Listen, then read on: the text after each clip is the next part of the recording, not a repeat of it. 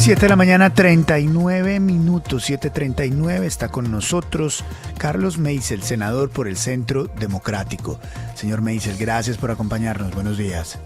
Luis Carlos, buenos días, un abrazo grande a ti y a la audiencia.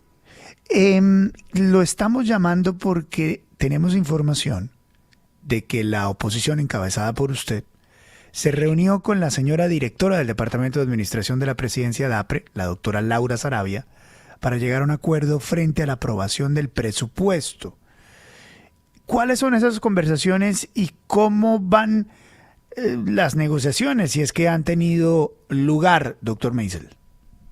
Bueno, Luis Carlos, primero yo agradezco mucho la llamada porque yo sigo a la FM en redes sociales y ayer empecé a ver los comentarios que hacían a la salida del Palacio y decían, este no es oposición, este se volteó, este no sé qué cosa.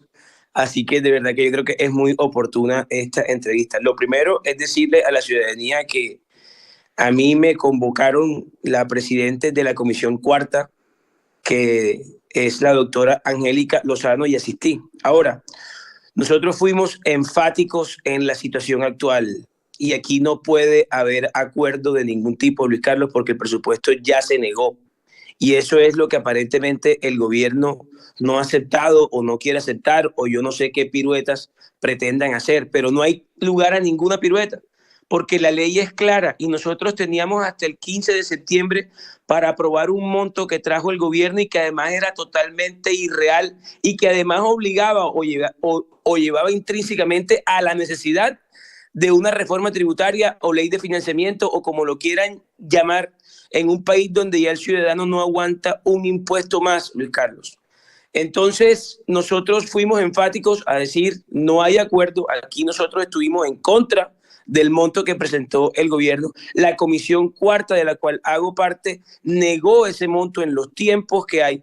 Y no hay otra cosa ahora, porque además es lo que dice la ley. No se trata de estar de acuerdo o no, que el presidente decrete el presupuesto que radicó con dos cosas, yo creo que menos nociva para el país. Primero, que también nosotros vamos a negarle la ley de financiamiento, con lo cual tendrá que hacer el ajuste a un presupuesto un poco más real, un poco menos fantasioso y un poco menos irreal. Y segundo, también se le niegan las facultades para hacer traslados presupuestales el próximo año sin autorización del Congreso, que eso era otra cosa muy mala que traía el presupuesto.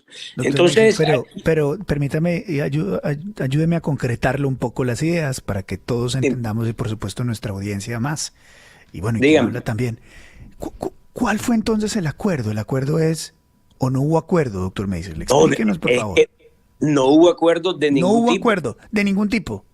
De ningún tipo. De hecho, cuando a mí yo quedé muy desilusionado porque yo pensé que de verdad iban a abordar la intención o cuál era el plan de presupuesto y llegué a la reunión y empezaron a hablar pues, de un tema dije, de reactivación económica. Yo pedí disculpas y me retiré porque es que no hubo conversación en torno al presupuesto, que lo que nosotros llegamos a plantear fue, miren, esto no puede haber acuerdo sobre algo que es que ya se negó. Yo no entiendo el gobierno o ciertos sectores ahí del Congreso a qué le están jugando, porque no puede haber una ponencia el martes, que estamos citados otra vez, sobre un monto que ya se negó, Luis Carlos. Es que nosotros negamos el miércoles de la semana pasada, negamos los 523 billones de pesos. Ahora, nosotros hicimos una proposición desde la Comisión Cuarta un poco más sensata, por 499 billones de monto. Eso sacó los votos suficientes en nuestra comisión, pero se ahogó en las otras. Creo que la Cámara votó negativo. Asimismo le pasó a ellos con el monto irreal y mentiroso que tienen de los 523 billones, que lo aprobaron en Cámara, pero luego lo negamos nosotros acá en Comisión Cuarta. Entonces aquí, ¿cuál es el camino? Decirle al gobierno, incluso abrazarnos a la tesis que ayer sacó un concepto el señor secretario del Senado, el doctor El Hach, donde también ratifica la tesis que nosotros le estamos planteando aquí. Aquí no hay nada que negociar, aquí no hay nada que debatir, porque ya el presupuesto nacional se negó y lo tiene el gobierno por obligación que reajustar. William, ¿Cómo? don William Calderón tiene pregunta. Vale. Bueno, don Juan Lozano tiene pregunta. Sí, señor. Senador, buenos días. Hola, Juan. Con lo que usted nos ha aclarado que el monto se negó, las comisiones van a tener que discutir ponencias que probablemente lleguen con distintos montos. Una la de la Comisión Cuarta de Senado, otra la de la Comisión Tercera de Senado. Probablemente hay varias ponencias. ¿Qué sigue ahí? Entonces, ¿aprobarán alguna ponencia con un monto distinto al que propuso el gobierno, con un monto menor distinto al que propuso el gobierno? ¿Se votarán a voto limpio las distintas ponencias y ahí se decidirá con qué monto queda el presupuesto? ¿Qué pasa si la opinión de la Cámara prevalece en esta oportunidad y una ponencia con el monto que fue negado por el Senado la vuelve a presentar la Cámara? ¿Qué pasa? ¿Cómo se desempantana esto? Pero es que, Juan, ahí estarían votando ellos un monto viciado, porque la ley es clara en los plazos y en los tiempos.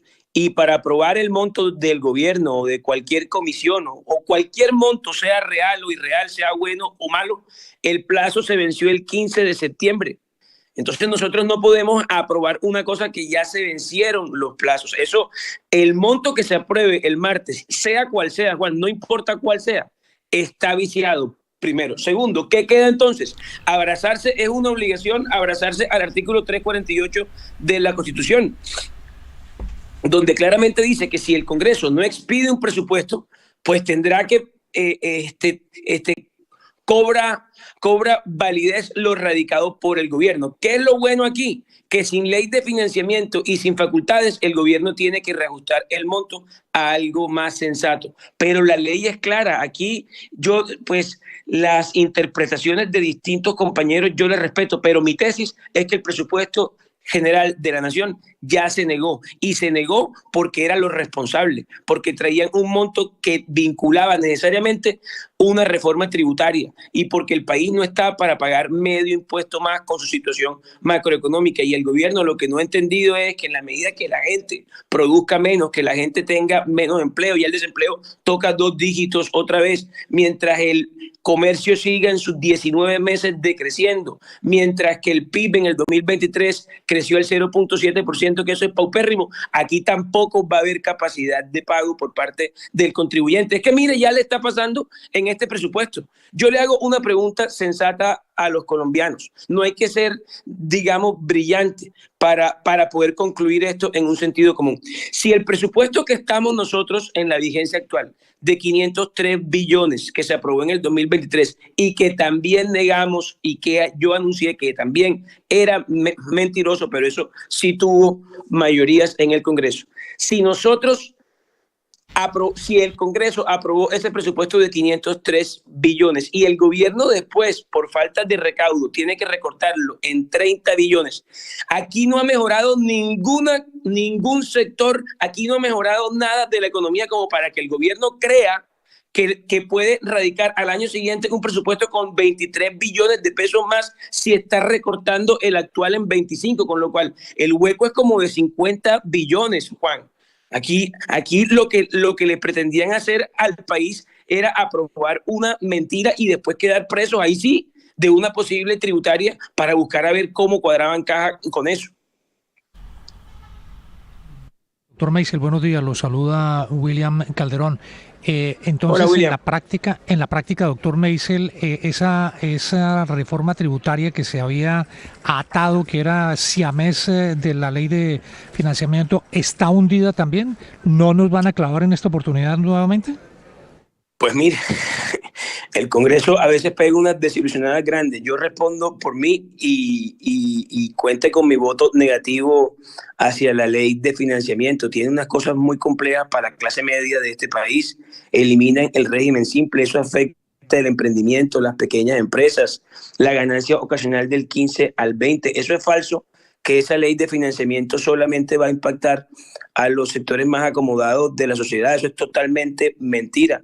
tienen también la disposición para que solamente una familia pueda hacer uso en su deducción de renta de un dependiente. Una pareja que se gane 4 millones de pesos por cabeza, que ambos declaren renta y tengan 2 hijos o 3 hijos, o incluso tengan que hacerse cargo de los padres, solamente podrán usar un dependiente. ¿De dónde saca Petro que esa es la persona más acomodada de este país? Entonces, así tiene una cantidad de disposiciones esa ley de financiamiento que tampoco puede pasar en el Congreso. Y haremos todo lo posible porque no pase. Senador, pero entonces, pues si no hubo acuerdo, si definitivamente se cayó ya el presupuesto porque una de las comisiones económicas lo negó, y si no están las mayorías para la reforma tributaria, ¿usted qué cree que va a hacer el gobierno? Porque el gobierno insiste en que faltan 12 billones de pesos, que hace falta presupuesto para pagar la deuda y que no se va a quedar con las manos quietas. ¿Qué cree entonces que va a hacer el presidente? Pero es que mire, aquí hay que hablar, digamos, con rigor, y el gobierno no lo hace. El presupuesto general de la nación tiene 3 grandes componentes, que son inversión, gasto público y deuda. Cuando ellos, si son responsables, independientemente que la deuda haya sido justa, baja, alta, eso no es el caso. Pero si ellos son responsables, cuando hacen el presupuesto, tienen que contemplar ya la deuda e incorporarla en el presupuesto nacional. Además, a todos los gobiernos les ha tocado. Entonces, cuando uno les escucha a ellos el cuentecito, que ellos le están poniendo impuestos al ciudadano por unas deudas viejas, eso es totalmente mentira o son totalmente irresponsables, alguna de las dos. Entonces no podemos nosotros caer en ese cuento de los impuestos porque la deuda, porque no es verdad. Aquí el gobierno tiene que hacer un esfuerzo en el gasto público inoficioso, primero que todo, para reajustar un presupuesto que vaya acorde con las posibilidades del país. Este es un país que el contribuyente tiene 2 grandes problemas para pagar sus impuestos. Primero, la capacidad de pago dado a nuestro mal clima económico. Y segundo, que no nos digamos mentiras, aquí nadie cree en el gobierno. Entonces, ¿usted con qué confianza va a pagar impuestos? ¿Con qué credibilidad va a pagar impuestos si aquí el ciudadano no es pendejo y sabe que le están abriendo nuevos ministerios, sabe que hay unos escándalos todos los días más graves, sabe que están pasando unas cosas de verdad que no siente que estén haciendo buen uso de sus impuestos? Entonces, como están las cosas, al gobierno no le queda otro camino que reajustar, ser sensato, que eso es bien difícil aquí, y poner en cintura su burocracia y su gasto público para que la platica pueda rendir un poquito más. No tiene otra, porque aquí el ciudadano, William, no puede pagar medio impuesto más. Son las 7 de la mañana, 52 minutos. Pues la versión, por supuesto, de lo que está pasando en el Congreso y en las reuniones que está teniendo el gobierno sobre presupuesto. Es el senador por el Centro Democrático, Carlos Meisel. Muchas gracias por darnos unos minutos. Es usted muy amable, muy gentil. Gracias. 7:52 aquí en la FM. Llega a Barranquilla la 10ª versión de Caribe Biz Forum, este 19 de septiembre en el Centro de Eventos Puerta de Oro. Invitados: Zach Kass, el genio del marketing detrás del